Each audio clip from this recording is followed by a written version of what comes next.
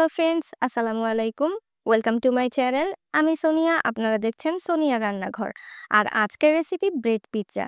সন্ধ্যার নাস্তা নিয়ে আমার সবসময় একটা টেনশন থাকে, আজকে কি করব, আজকে কি খাওয়ানো যায় সবাইকে। আর তার মধ্যে দেখলাম বাসায় রয়েছে ২-৩ পিস এরকম ব্রেড। আর এই ব্রেডটা কিন্তু সকালে খাওয়ার পরে রয়ে গিয়েছিল এক্সট্রা। তো ভাবলাম এটা দিয়েই কেননা পিৎজা তৈরি করে ফেলা যাক। তাই প্রথমে একটা পেঁয়াজ নিয়ে নিলাম, পেঁয়াজটাকে এভাবে কিউব করে কেটে নিয়েছি। ব্যালকনির গাছে ঝুলছিল একটা ক্যাপসিকাম, এটাকেও কিনে নিলাম। এটাকেও একটু চৌকা চৌকা করে কেটে নিতে হবে। ব্রেড পিৎজা তৈরি করার জন্য সবজিগুলোকে একটু ছোট করে কাটতে হবে, তবে যেন শেপটা চৌকা হয় সেটা একটু খেয়াল রাখবেন, তাহলে দেখতে ভালো লাগবে। টমেটো ছিল একটা ফ্রিজে, টমেটোটাকে বের করে এর যে বীজটা আর রসটা ছিল সেটা ফেলে শুধুমাত্র উপরের খোসাটা নিয়ে নিলাম। সেটাও সেম সাইজের করেই কেটে নিচ্ছি। ব্রেড পিৎজা খেতে কিন্তু দারুণ মজার লাগে, কিন্তু তৈরি করাটা খুবই সহজ। ছিল ফ্রিজের মধ্যে একটুখানি চিজটাকে ছোট ছোট টুকরা করে কেটে নিচ্ছি। চিজ যদি বাসায় না থাকে তাহলে এক্ষেত্রে আপনারা চিজ ছাড়াই রান্নাটা করবেন, তবে খেতে কিন্তু বেশি মজার লাগবে না।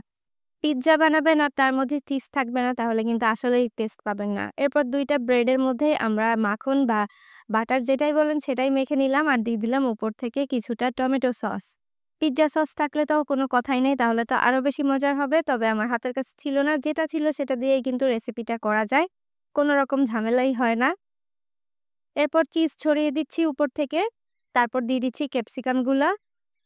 এর উপরে দিয়ে দিব পেঁয়াজ এবং টমেটো। সবগুলো খুব সুন্দর করে সাজিয়ে নেব। মোটামুটি সাদা, সবুজ, লাল এবং গোলাপি কালার দিয়ে আমার এই পিজ্জাটাকে রেডি করে ফেললাম। এখন এটাকে বেক করার পালা। আপনাদের যদি ওভেন থাকে তাহলে তো ওভেনেই মাত্র ১ মিনিটে বেক করে ফেলতে পারবেন। উপর থেকে আরেকটু গ্রেট করা চিজ দিয়ে দিচ্ছি। আমি এখানে মজেরেলা চিজ দিয়েছি। আর উপর থেকে দিয়ে দিলাম চিলি ফ্লেক্স ১/২ চা চামচ। আর কিছু মিক্সড হার্ব দিয়ে দিলাম। সামান্য একটু লবণ ছিটিয়ে দিলাম। এবার আমি প্যানের মধ্যে দিয়ে দিলাম আরেকটু বাটার। এরপর ২ টা ব্রেডকে এভাবে বসিয়ে দিচ্ছি। একদম চুলার লো আঁচে করে আমি এই ফ্রাই প্যানটাকে গরম করে নিয়েছি আগে। তারপর চুলার আঁচটাকে একদম লোতে করে দিয়ে ঢাকনা দিয়ে ঢেকে আমি এটাকে কুক করব ৩ থেকে ৪ মিনিট। অতিরিক্ত ওভার কুক করলে কিন্তু নিচ থেকে পাউরুটিটা পুড়ে যাওয়ার চান্স থাকে। তাই আপনারা চুলার আঁচটাকে একেবারে লোতে দিয়েই এটাকে কুক করবেন। দেখবেন ৩-৪ মিনিটের মধ্যেই চিজগুলা গলে গেছে। আর সবজিগুলা উপর থেকে অনেকটা সফট হয়ে ক্রাঞ্চি ভাব থাকবে উপরটা। ব্যাস তৈরি হয়ে গেল আমাদের মজাদার ব্রেড পিজ্জা। সন্ধ্যার নাস্তার জন্য পারফেক্ট একটা রেসিপি।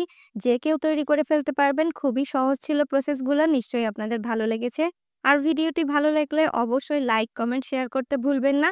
এবং আমার চ্যানেলে নতুন হলে চ্যানেলটি সাবস্ক্রাইব করে আমাকে সাপোর্ট করবেন। আরো মজার মজার রেসিপি নিয়ে হাজির হয়ে যাব নেক্সট এপিসোডে। ভালো থাকবেন সকলে। আসসালামু আলাইকুম।